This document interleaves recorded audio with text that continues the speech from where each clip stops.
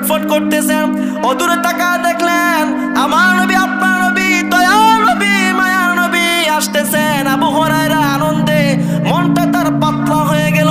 এখনই আমার নবী আমাকে খাবারের ব্যবস্থা করবেন।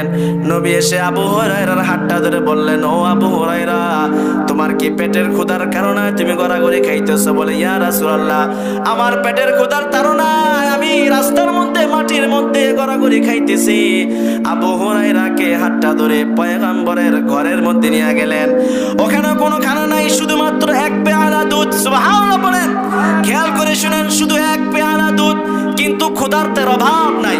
শুধু একলা আবু হুরায়রা না, আবু হুরায়রার মতো আর অনেক মুসলমান পেটের ক্ষুধার তাড়নায় খানা পায় না, রিজিকের জন্য পয়গম্বরের দরবারে এসে উপস্থিত হয়ে পড়ে আছেন। রাসূলুল্লাহ সাল্লাল্লাহু আলাইহি ওয়াসাল্লাম বললেন, ও আবু হুরায়রা, তোমার হাতে আমি এক পেয়ালা দুধ দিলাম।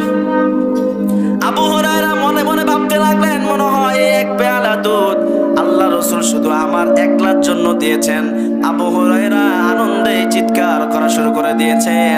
কিন্তু পয়গম্বর বললেন, না আবু হুরায়রা, তোমার হাতে যে এক পেয়ালা দুধ দিয়েছি, এই এক পেয়ালা দুধ তুমি আগে সকলকে খাওয়াও, তারপর সকলের শেষে তুমি খাইবা।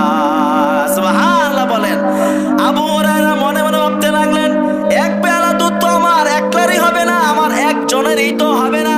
এখন আবার আল্লাহর রাসূল চিন্তা করতেছেন, আমি যেন আদেশ করছেন আমি যেন সকলকে খাওয়াই, সকলকে যদি এক পেয়ালা দুধ খাওয়াইতে যাই, তাহলে সবার শেষে তো আমি আবু হুরায়রা ভাগে পাবো না।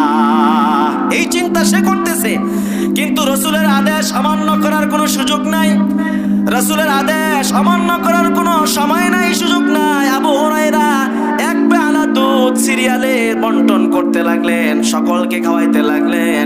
সকলের খানার পরে এবার নবী করিম সাল্লাল্লাহু আলাইহি সাল্লাম বললেন, ও আবু হুরায়রা, এবার তুমি পান করো। আবু হুরায়রা এবার এক পেয়ালা দুধ পান করা শুরু করলেন। পান করা শেষ, পয়গম্বর বলেন, আবু হুরায়রা আবার তুমি পান করো। আবু হুরায়রা দ্বিতীয়বার আবার এক পেয়ালা দুধ থেকে দুধ পান করলেন। আল্লাহর রাসূল বললেন, আবু হুরায়রা, তুমি আবার এই পেয়ালা থেকে দুধ পান করো। আবু হুরায়রা তৃতীয়বারের মতো আবার ওই পেয়ালা থেকে দুধ পান করেছে। আল্লাহর রাসূল বলেন, ও আবু হুরায়রা, তুমি আবার দুধ পান করো।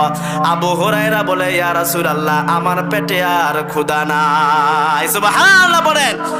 আবু হুরায়রা, তুমি মনে মনে চিন্তা করছো, এই এক পেয়ালা দুধ তোমার তো একজনেরই হবে না, এবার সকলে খেয়ে তুমি পরিতুষ্ট হয়ে গেলা, এবার তুমি পেয়ালার দিকে তাকাও, দুধ আছে না নাই? আবু হুরায়রা বলে, খোদার কসম, খোদার কসম, আমি প্রথমে যে পেয়ালা দুধ হাতে নিয়েছিলাম, সেই পরিমাণ দুধ দেখেছি, এখনো সেই পরিমাণে দুধ আছে। সুবহানাল্লাহ।